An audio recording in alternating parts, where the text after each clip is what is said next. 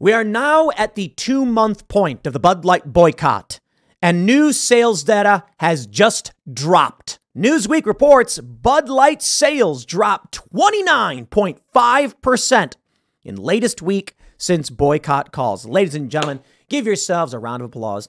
The images emerging from Memorial Day were also glorious. Liquor sections and beer sections of stores and liquor stores, Bud Light untouched. Nobody wants to buy it. Now, I must say, I was at an establishment this past weekend, noticing that most people were drinking Coors Light. One person did have a Bud Light, and I heard a, I thought that was kind of funny. I did see people drinking Michelob, and, look, regular people are probably still going to buy Bud Light. Their sales aren't down 100%. They're down just about 30%. Let's round up. Let's say 30%. We round up. An estimated 30% decline. Target, of course, and Bud Light together have lost now $28 billion in market cap, it has been reported. The power of the right's ability to boycott is now being recognized, and a shift is occurring in the culture war. With Target, we have another story that I think is very important. Boycott Target rap climbs iTunes charts. Somebody has to stand up for the kids. Rapper Forgiato Blow joined Fox and Friends first amid backlash over Target's LGBTQ pride line. Do you know what this is all about? You want to know why this is getting stronger and working?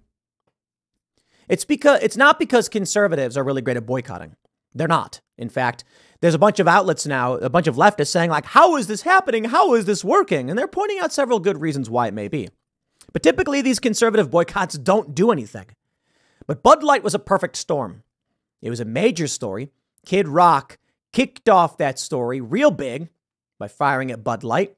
And then a bunch of people who like Kid Rock don't want to be seen drinking it, so they don't buy any for their friends. But something else happened. People got clicks. And that was really it. People started to realize that if you want to be famous, if you want to get traffic, if you want to make money, you got to hate Bud Light. Now, this is not everybody. This is not me for the most part. It's not you. We are people of principle. But I'll be the first to admit, when I first covered the Bud Light stories, I've stated several times, I didn't take it all that seriously. I was like, oh, another conservative boycott. And then I got 500,000 views in like a couple hours. And I was like, whoa, people really care about this. All right, let's follow the story. It makes sense. It's not just about the money. I don't even know how much money I make off a single video because we mostly, Timcast is mostly operated on memberships. But I'm like, hey, look, man, if you guys think this is it, I'll track the story down. But more importantly, you know what I saw? Opportunity. People cared so much about this. There was a real path towards winning a culture war victory. And I think we did. And then some. Bud Light could have apologized right away. Their sales would be fine. Think about how much money they're losing because they won't apologize. 30% is no joke. 30%. It's massive. But then something happened after we got involved. Regular people were embarrassed to be seen with it, didn't want to. And then other regular people said, you mean if I post on Instagram that I don't like Bud Light, I'll get 1 million hits? Bang! Now people who are seeking validation start hopping on, and that's how the left typically played the game. Join the bandwagon, they say. You want to be popular, don't you? You don't want to be on the wrong side of history, do you? Well, now we have taken it. The right side of history is calling out Bud Light or making fun of them. And that's where people are getting hits. Now you got somebody who's got a top iTunes song because of Target. And this is what's happening. If you want to be iTunes #1, hey, remember when we beat Taylor Swift on iTunes charts? It happened. If you want to be iTunes #1, this is the way to do it. You go write a song and you go work for a major label. You ain't going nowhere, dude. You go independent. You call out the BS. You cheer for the American people. Bang! Straight to the top.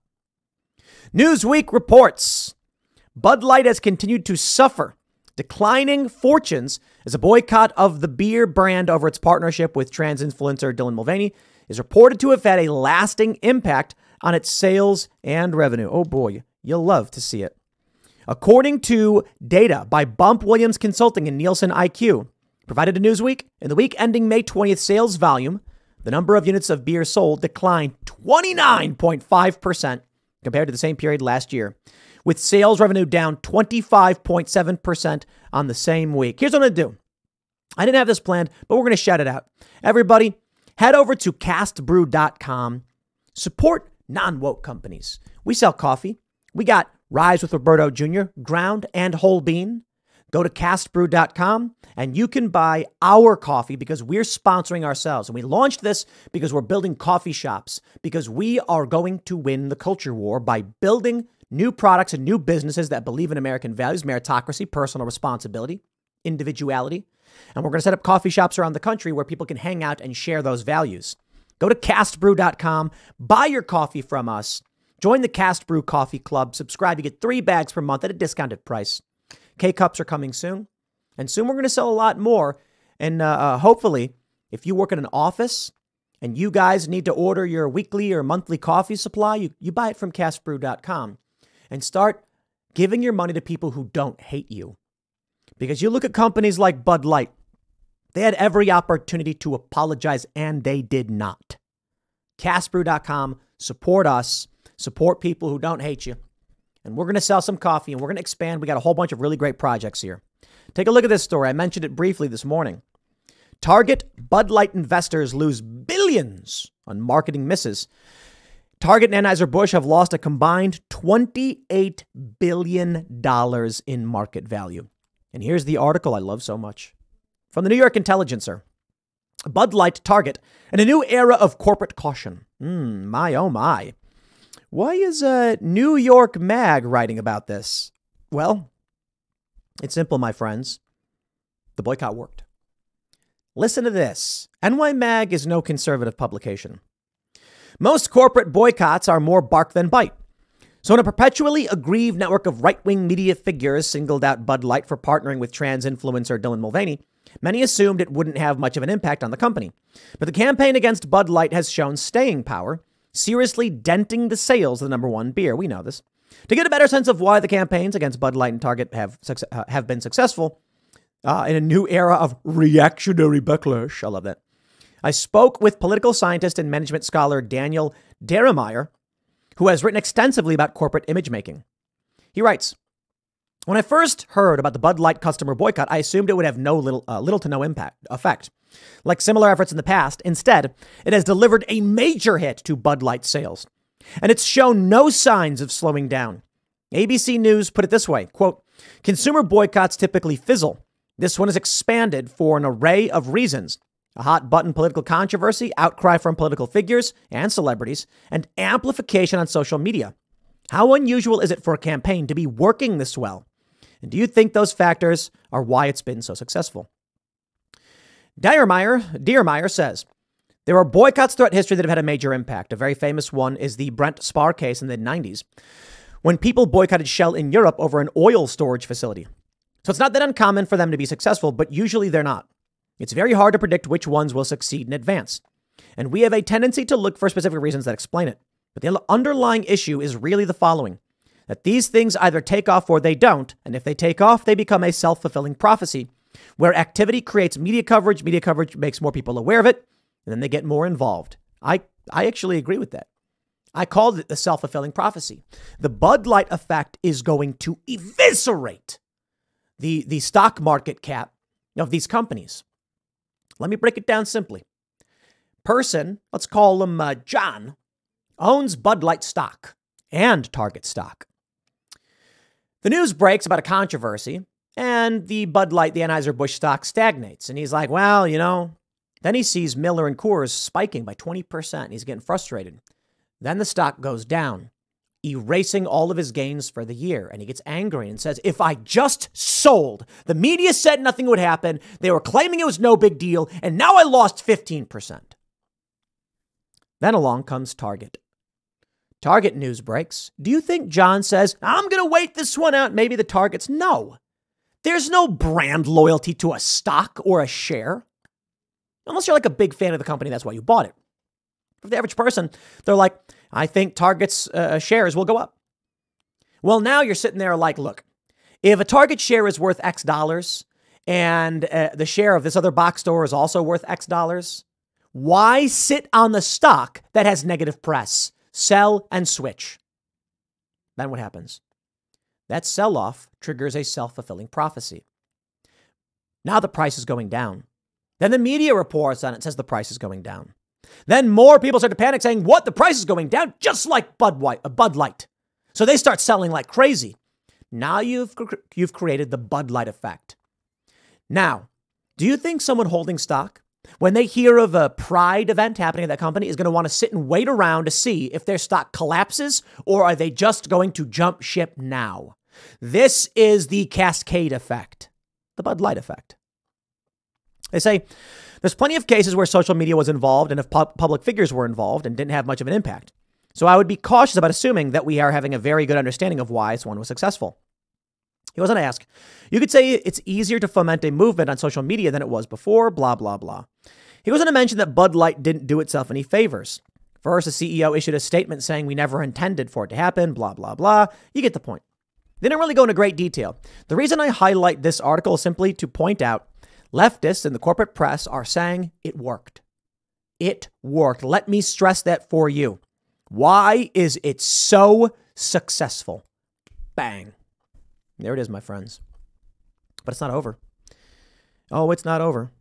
Boycott Target wrap climbs. Take a look at this one. Bud Light and Budweiser haven't tweeted in over a month as backlash over trans influencer continues since April 14th. Yeah, it's working. Target is reeling. There's been some crazy instances. Now, like the boycott's really the way to do it. You vote with your dollars. But I think with the rise of companies like publicsquare.com, check out Public Square, we're big fans, where you can search for businesses that share your values. With what the Daily Wire's been doing with, say, Jeremy's Chocolate and Jeremy's Razors, we are building alternatives and making it easier to boycott these companies. What's that? Your coffee company may be woke. Starbucks, perhaps. Just buy from castbrew.com. That's our coffee company because we're in the same game. You know what I'm going to do? I want to launch a sandwich shop because sandwiches, I love sandwiches. We're going to build more companies. We're going to build more physical locations. And we are going to say, if you don't like what that company's doing, we offer you the alternative. We're banding together and it's working. I got bad news for you, though, my friends. I got bad news for you. Brace yourselves. I know you've already seen the title of this video, so you know, and you've been waiting with bated breath. Chik Fil hires VP of Diversity, Equity, and Inclusion. Twitter says it's going woke. I am a huge Chik Fil fan. We would buy Chik Fil periodically. We have, when we do our big Fridays here with the company, order a bunch of food, a bunch of sushi, a bunch of burgers. What do we get?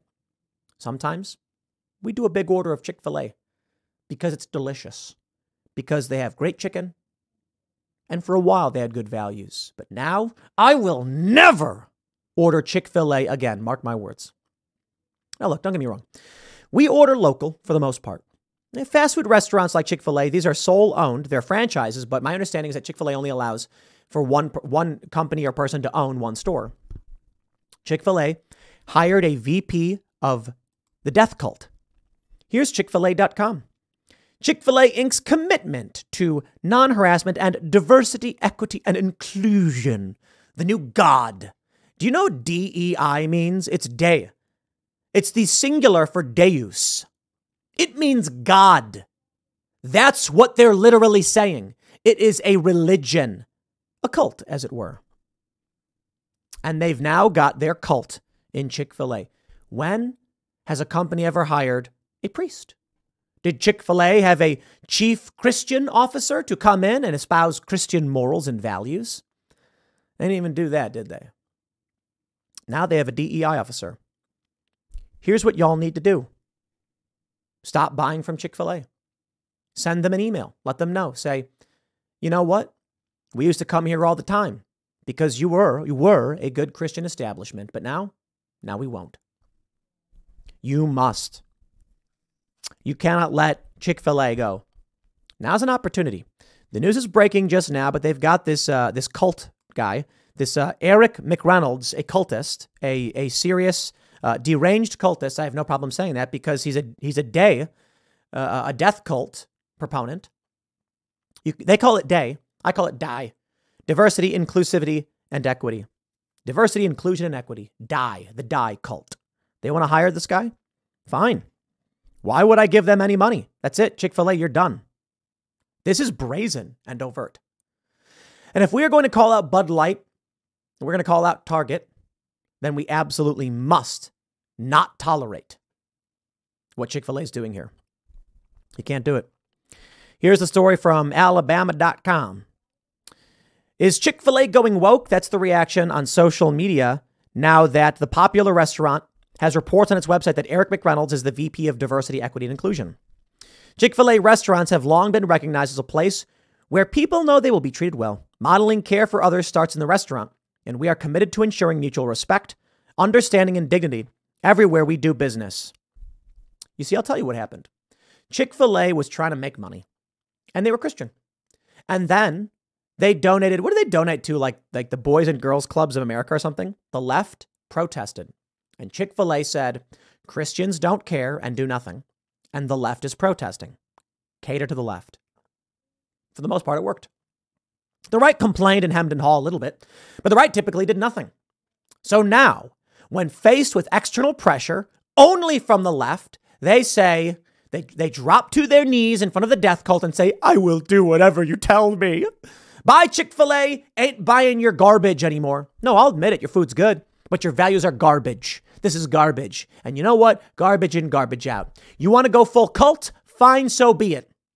And I wonder if Chick-fil-A can really handle something like this. I know they're trying to expand Chick-fil-A's into big, dense urban populations, but fine. You want to be the diversity, equity, and inclusion cult restaurant? You've done it. You've embodied it. You are now this. The left wanted to claim you were religious. Nah, you're cultists now. They say the tenets are good business practice and crucial to fulfilling our corporate purpose. The establishment makes it known. The corporate purpose is to glorify God by being a faithful steward of all that is entrusted to us, to have a positive influence on all who come into contact with Chick-fil-A. The site stresses one of our core values at Chick-fil-A Inc. is that we are better together. When we combine our unique backgrounds and experiences with a culture of belonging, we can discover new ways to strengthen the quality of care we deliver to customers, to the communities we serve, and to the world. We understand that getting better at together means we learn better, blah, blah, blah. Many are debating the idea that Chick-fil-A's Christian values may or may not support diversity, equity, and inclusion. One person says many of the responses to him that they thought Chick-fil-A had Christian values. Apparently supporting diversity, equity, and inclusion is anti-Christian. Fascinating take. It is. DEI does not represent the words in and of themselves. Day is the cult, and it's a specific thing. Wokeness. Diversity. Do they support a diversity of worldviews? Of course they don't. They attack you if you disagree. Do they believe in equity? No. They believe in authority from major corporations and corporate power. That's not power to the people. Do they believe in inclusion? Of course they don't. They espouse racial slurs all the time. So of course Christian values do not equate with these nasty ideas. Someone said, why would you do this? You are supposed to be a Christian company. You should be caring what God thinks above all. Because they don't care. Amused tweets, sadly, Chick-fil-A is embracing day and ESG after being co-opted by race and trans activists who made it impossible for the organization to reflect the Christian values of its founder. Marxists won't allow belief in Jesus Christ. And here's a picture for, I don't know where it's from, but it's drag queens eating Chick-fil-A, surrounded by Chick-fil-A products. I know Chick-fil-A is delicious, but you know what? Is Taco Bell woke? I don't know. Just don't go to Chick-fil-A. I know Chick-fil-A's quality is pretty good. It's time to go somewhere else. I hereby call on Jeremy Boring to open a chicken sandwich restaurant. Good luck, sir. I mean, maybe we can do it. Look, man, I wish we had more resources. It's not about money. It's somewhat about money, but it's really about mental capacity. Because we're trying as hard as we can to move things along, but it just takes time to build. I thought this coffee shop was going to be open way sooner, but we got to do construction. The floors got to get taken out. It could take a year. I wish we had better means of getting this done. We may be now. It is. I will say, we probably could buy a lot and do a pop-up faster because we're fixing this whole historic building. It's massive, and we've got multiple floors, and a couple different businesses will operate from it. Perhaps we could put up a steel frame building, insulated, and then just make a chicken sandwich shop really, really quickly. Maybe we've got to do something like that. I don't know if we have the resources right now. That's the thing. But I would love to get to that point where I could one-up Jeremy Boring. He wants to launch a razor company. Let's start building fast food chicken sandwich shops. I mean it. I'm not even kidding. Jack Posobiec and I were talking about doing Papa Jack's Pizza Shack and bringing back that good, that wholesome place where you'd sit down with your family's salad bar and you'd get pizza and they'd have the rewards for, reading books and stuff, like the Book It stuff. That still exists, I'm pretty sure, but Pizza Hut's become an outlet at a mall, like a strip mall. No more going with the family to Pizza Hut. We got to bring that stuff back. We got to build and bolster family and community, and that's what we're going to do. Bud Light may be collapsing. Target's taking a big hit. Next up, Chik Fil. I'm sad to say it because I love Chick-fil-A sauce. We bought a bunch of Chick-fil-A sauce. I think we have it downstairs. No, I can't support it. I mean it. I'm genuinely like, you want to embrace the cult? Fine. The day cult, I'm not. Tell your friends. Tell them seriously. Let's make the Bud Light effect. Let's make it law. And I mean like physical market law, not legal. I'll leave it there. Next segment's coming up at 6 p.m. on this channel. Thanks for hanging out, and I'll see you all then.